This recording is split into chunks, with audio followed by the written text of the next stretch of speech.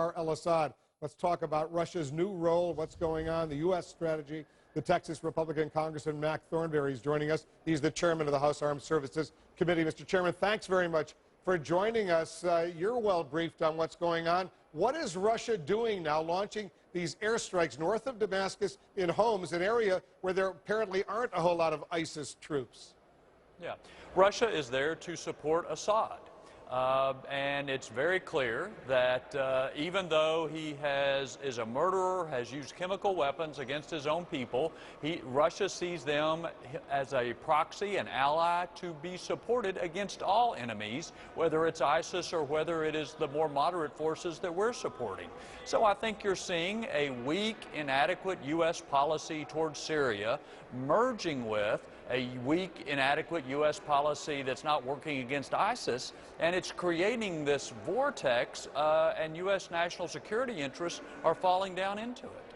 Because what's so worrying, Mr. Chairman, is that an hour before the Russians launch these airstrikes, they basically notify the U.S. it's about to happen, and they then tell the U.S., you know what, you better not fly in that region because it's Russian airspace for all practical purposes right now. That's pretty bold.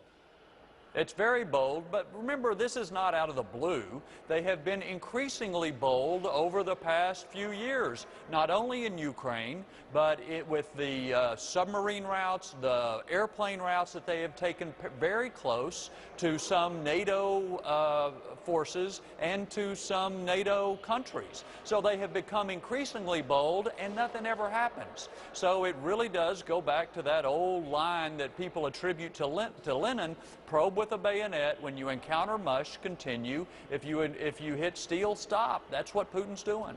When you hear the Secretary of State John Kerry, or for that matter, the President of the United States say maybe there's an opportunity to fight ISIS in coordination with Russia, maybe even Iran, what's your reaction?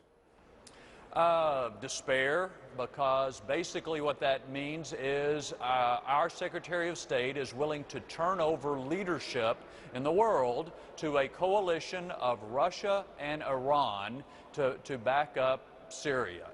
It is very concerning. You know, what it looks like to me is the administration is willing to just run out the clock. And even though they've got a year plus left, they don't want to engage. They just will sit back and let whatever happens, happens. The problem is the world is spiraling increasingly out of control, and it doesn't look like this White House is even wanting to do something about it. On top of all of this, the awful situation unfolding in Syria, the humanitarian plight, what's going on in Iraq. Look what's going on in Afghanistan, Mr. Chairman, right now. A large city, Kunduz, 300,000 people, a city of approximately the size of Cincinnati right now. Taliban regaining control. Afghan forces fleeing.